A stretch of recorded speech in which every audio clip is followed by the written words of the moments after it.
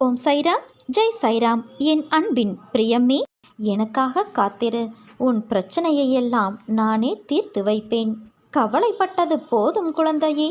இனி உன் வாழ்வில் அற்புதங்கள் நிகழ்வதற்கான காலகட்டத்தை நீ நெருங்கிவிட்டாய். அதுவரை சற்று பொறுமையாக இரு.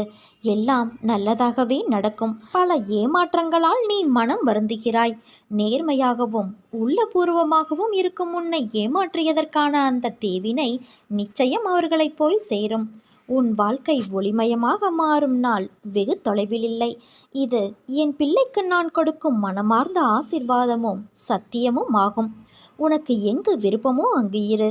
என்ன தேர்ந்தெடுக்கிறாயோ அதையே நீ செய். ஆனால் ஒன்று நினைவிருக்கட்டும், நீ செய்யும் ஒவ்வொன்றும் எனக்கு தெரியும். ஏனென்றால் நான் தான் உன் நடத்துனர். அசைவன அசையாவன என அனைத்திலும் நானே இருக்கின்றேன்.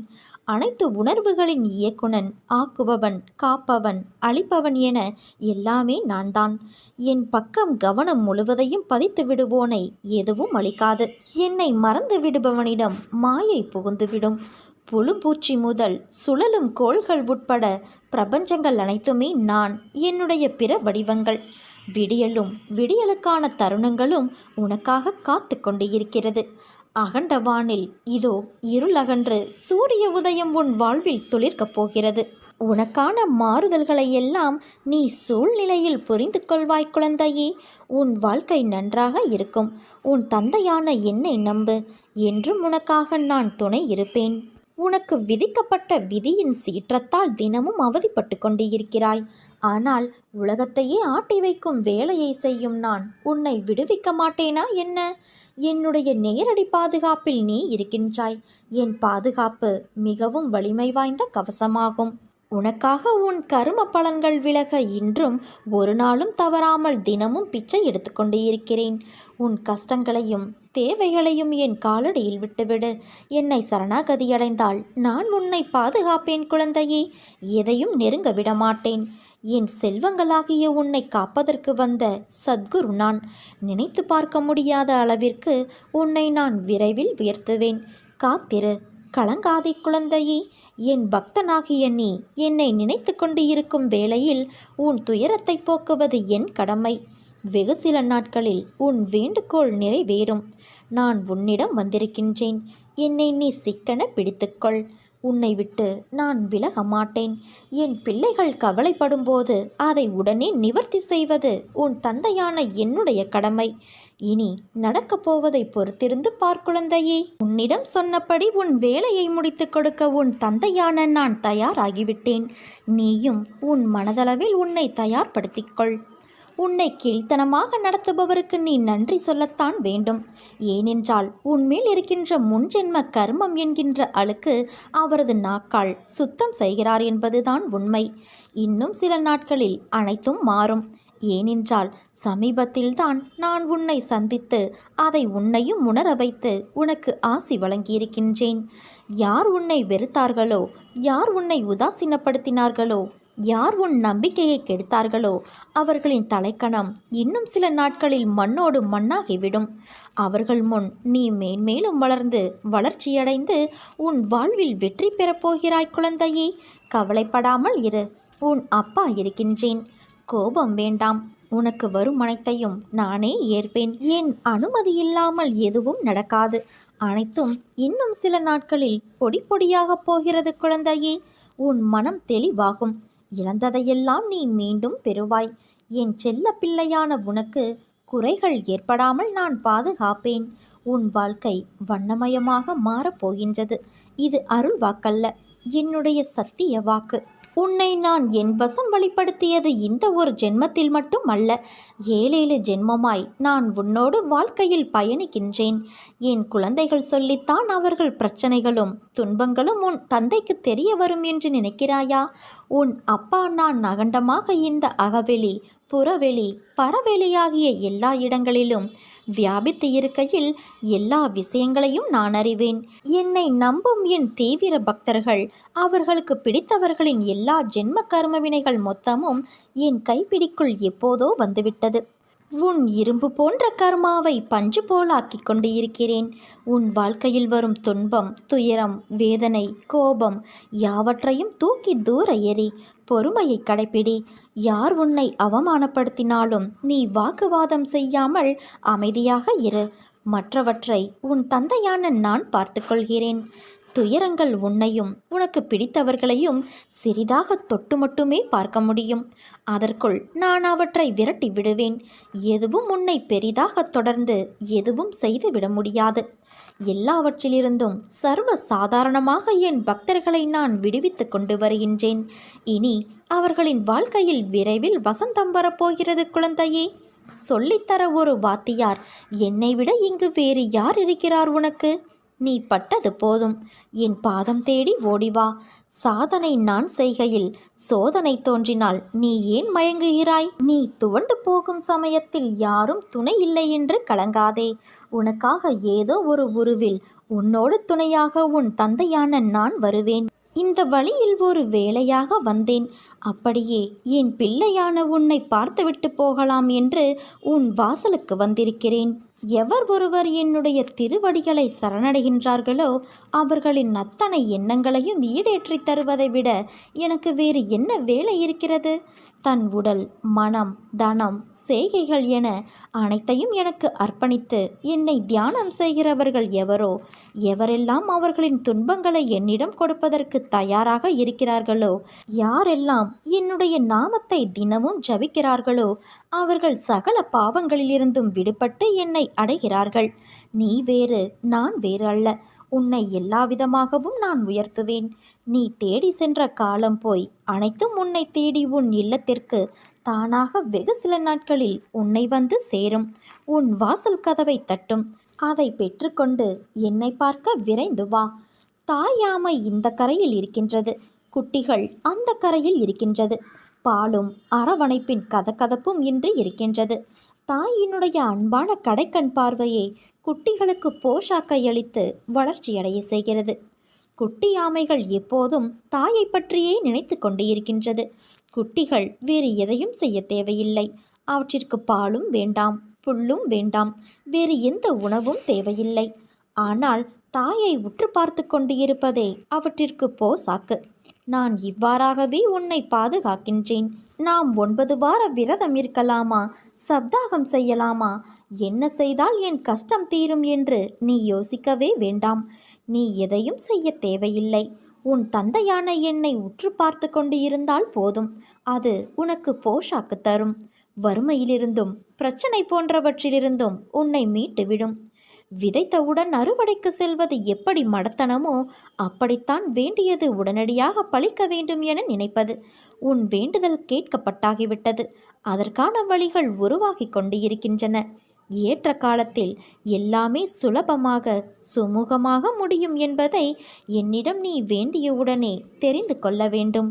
என் தங்கமே, எனக்கு படையல் போடுவதை விட பசித்தவனுக்கு உணவு கொடுப்பதையும் ஆதரவு இல்லாதவனுக்கு உதவி செய்வதையுமே நான் விரும்புகின்றேன். ஏனென்றால் நீ சுகமாக இருப்பதால் உலகத்திற்கு நன்மை விளையும் என்பதால் நீ எல்லாவற்றிலும் வாழ்ந்து நிறைவாக இருக்க வேண்டும் என்பது என்னுடைய ஆசை. என் பக்தனின் வாழ்வில் நடக்கும் எந்த ஒரு செயலும் என் அனுமதியின்றி நடக்காது. அவனது வாழ்வில் எது நடந்தாலும் அது அவனது நன்மைக்காக மட்டுமே நான் நடத்துகிறேன் என்பதை அவன் முழுமையாக நம்புவான். அவன் வாழ்வில் அனுபவிக்கும் ஒவ்வொரு சுகமும் என் ஆசீர்வாதத்தால் அளிக்கப்பட்டது. என்னிடம் பூரண சரணாகதியடைந்த பக்தர்களிடம் உன்னுடைய எல்லா பொறுப்புகளும் என்னுடையவை, உன்னுடைய எல்லா காரியங்களையும் நானே முன்னின்று நடத்துகிறேன் என்று கூறியுள்ளேன். பிரார்த்தனை நல்லதுதான், அது பக்தியை அதிகரிக்கச் செய்யும். ஆனால் என் பக்தனுக்கு எது நன்மையோ அதை மட்டுமே நான் அளித்துள்ளேன். பிரார்த்தனைகளை விடுத்து என்னிடம் பூரண சரணாகதி அடைந்து பார். மற்றதை உன் தந்தையான நான் பார்த்துக்கொள்கிறேன். உன் மனவேதனைகள் மிக விரைவில் உன் மனதை விட்டு மறைந்து சென்றுவிடும். நீ நினைக்கும் அனைத்தும் நிறைவேறும். சங்கடம் கொள்ளாதே குழந்தையே. உனக்கு துணையாக உன் தந்தையான நான் எப்போதும் இருக்கின்றேன். நீ விதைத்த நல்ல செயல் என்ற விதைகள் விருட்சமாக வளர வேண்டிய நேரம் வந்துவிட்டது. அது கனி கொடுக்கும் காலம் மிக அருகில். அதை என்னோடு சேர்ந்து ருசிக்க நீ தயாராக இரு. உன் குடும்பம் என்றும் சீரும் சிறப்போடும் இந்த தந்தையின் ஆசிர்வாதத்தில் வாழையைப் போல குலை தள்ளி தலை தோங்கப் போகிறது. அவசரப்பட்டு செய்யப்படும் செயல்கள் எதுவும் அந்த இலக்கை சென்று சேர்வது இல்லை. நடந்ததையே நினைத்து கொண்டு இருக்காமல் நடக்கப் போவதை பற்றி யோசித்துப்பார். முயற்சி என்பது ஒரு விதை போல. அதை நினைத்து விதைத்து கொண்டே இருக்க வேண்டும். அதில் சில விதைகள் வளரும், சில விதைகள் மண்ணுக்கு உரமாகிவிடும். இதுதான் உலக நியதி. நடக்கும் விஷயங்கள் எதுவும் நம் கையில் இல்லை என்றாலும் நாம் விடாமுயற்சி செய்து கொண்டே இருந்தோம் என்றால் நாம் கண்டிப்பாக சரியான இலக்கை அடையலாம். அதை அடைவதற்கு அவரவர்களுடைய கடமையை செய்வது மட்டுமே பிரதிபலனாகும். பிரதிபலனை ஏதும் எதிர்பார்க்காமல் செய்யும் கடமை கடவுளை நெருங்குவதற்கான ஒரு வழி. பொறுமையும் நம்பிக்கையும் இருந்தது என்றால் நம் வாழ்க்கையில் எல்லா இன்பமும் நம்மை தேடி வரும். பிரச்சனையை பார்த்து பயந்து ஓடாதே. அந்த இறைவனின் மேல் பாரத்தை போடு. உன் தந்தையான என் மேல் போடு. வரும் பிரச்சனைகள் எல்லாம் வந்த வழியிலேயே ஓடிவிடும். என் செல்ல குழந்தையே, கடந்து போனதை குறித்து கவலைப்படாதே. அது கடந்து போனதே எதிர்காலத்தில் நீ கவலைப்படக்கூடாது என்பதற்காகத்தான். என் குழந்தையின் நலன் ஒன்றே என் குறிக்கோள். அதற்காக நீ சோதனைக்கு உள்ளாக்கப்பட்டாலும் உன் எதிர்கால வாழ்வு வளமானதாக அமையும். இது உன் தந்தையான என்னுடைய சத்திய வாக்கு. உன்னுடைய மனதிற்கு நிம்மதியை தரும் மாற்றங்கள்தான் இப்போது உன் வாழ்வில் நடந்து கொண்டிருக்கின்றன. விரைவில் உன் மனம் எதிர்பார்த்த அந்த நிம்மதியான வாழ்வை நீ வாழப்போகிறாய். இல்லத்தில் உள்ள பிரச்சனைகள் முடிவுக்கு வரும். உன் உள்ளத்தில் அடுத்து என்ன செய்ய வேண்டும் என்ற தெளிவான சிந்தனை பிறக்கும். உனக்கு நல்லதே நடக்கப் போகிறது குழந்தையே. நீ நம்பிக்கையோடு இரு. நல்லதே நடக்கும். இனிப்பான நிகழ்வுகள் எல்லாம் உன் இல்லத்தில் நடக்கப் போகிறது. உன் மனவழியை போக்கி உன் முகத்தில் புன்னகையை மலரச் செய்யும் செய்தி ஒன்று உன்னை தேடி வரும். இந்த நொடியை என்னிடம் ஒப்படைத்துவிட்டு மகிழ்ச்சியாக இரு என் குழந்தையே. ஏன் இவ்வளவு அவசரம் உனக்கு? உன்னுடைய வாழ்வில் எதை நினைத்தாலும் உடனே அதன் முழு பலனும் கிடைத்துவிட வேண்டும் என்று நீ அவசரப்படுகிறாய். நீ நினைத்தது நடக்கவில்லை. நாள் தள்ளிக்கொண்டே போகிறதே. என்ன நினைத்தாலும் நடக்காமல் போகிறது. இது போன்ற மனக்குழப்பத்திலிருந்து நீ முதலில் வெளியே வா. முதலில் நடப்பது அனைத்தும் நல்லதற்கே என்று நினை. நீ நிச்சயம் என் பரிபூரண ஆசிர்வாதத்தை பெறுவாய். நான் உன்னை என்றுமே கைவிட மாட்டேன் தங்கமே. நீ மனமுடைந்து போகும் அளவு உன்னை சோதனைகள் சூழ்ந்துள்ளது. நீ அவற்றையெல்லாம் துச்சமாக நினை. என்மேல் நம்பிக்கை இருக்கிறதல்லவா? உனக்கான நல்வழியை உன் கண்களுக்கு புலப்படும்படி நான் உன்னை அழைத்துச் செல்வேன். நம்பிக்கை ஒன்றுதான் துயரங்களை தீர்க்கும் மருந்து.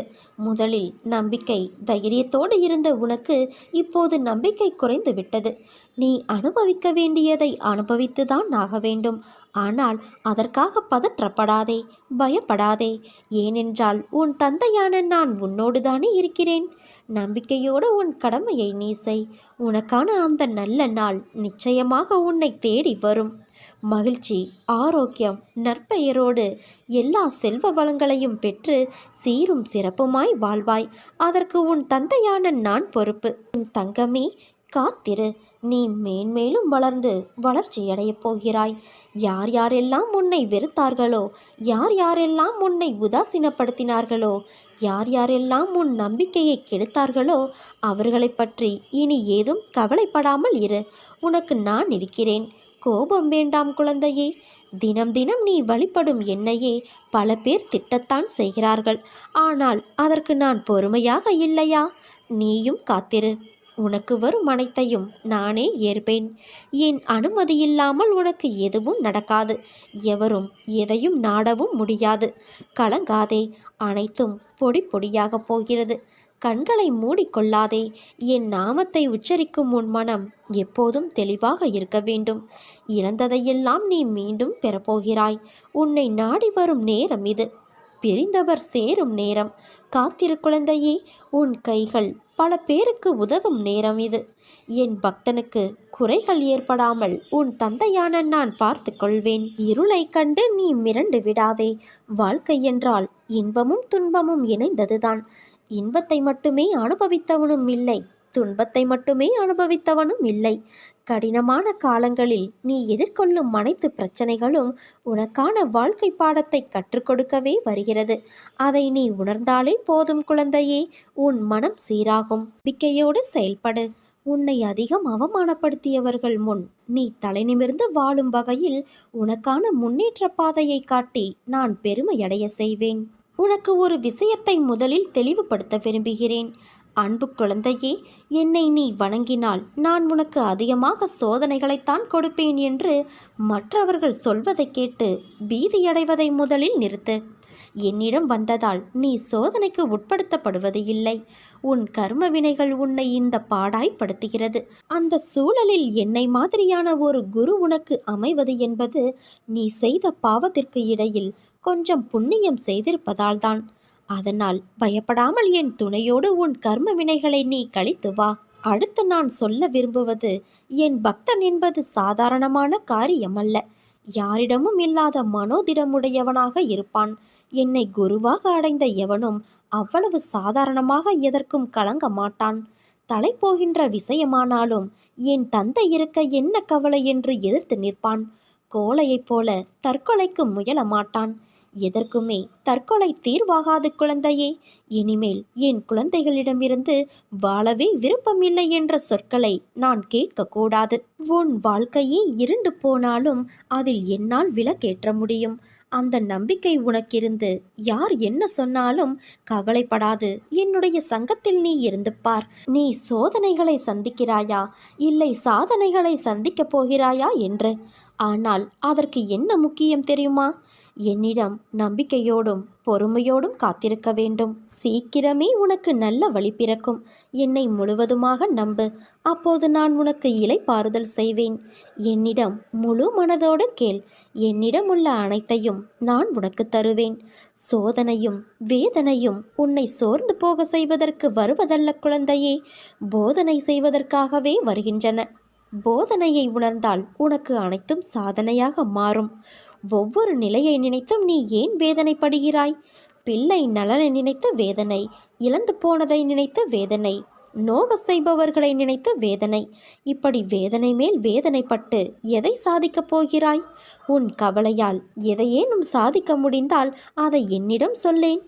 கவலை என்பது உன் மனதை என்பால் திரும்பாமல் கட்டி வைக்கின்ற வலை. முதலில் இந்த வலைக்குள்ளிருந்து நீ வெளியே வா. அப்போது என் அனுக்கிரகம் உனக்கு முழுமையாக கிடைக்கும். என்னுடைய அனுக்கிரகத்தாலேயே உனது கிரகம் சரியாகும். ஒரு முறை இருமுறை விழலாம், ஆனால் நீ எழுந்து நின்று விட்டால் உன்னை வீழ்த்த வரும் எந்த ஒரு எதிர்மறையையும் உனக்கு நேர்மறையாய் அமையும். கீழே விழுவதை பற்றி கவலை கொள்ளாதே. தோள் கொடுத்து தாங்கி அரவணைக்க உன் தந்தையான நான் இருக்கிறேன். தன்னம்பிக்கையோடு எதையும் எதிர்கொள் குழந்தையே. நான் வரவில்லையே என்று நீ கவலைப்படாதே. நீ எவ்விதம் நினைக்கிறாயோ அந்த விதத்தில் நான் உன்னிடம் வந்து கொண்டுதான் இருக்கிறேன். ஆனால் அதை உன்னால் தான் உணர முடியவில்லை. என்னுடைய பக்தர்களின் ஒவ்வொரு செயலும், வாழ்க்கையின் ஒவ்வொரு நிகழ்ச்சியும் என்னாலேயே கவனிக்கப்பட்டும் உருவாக்கப்பட்டும் வருகிறது.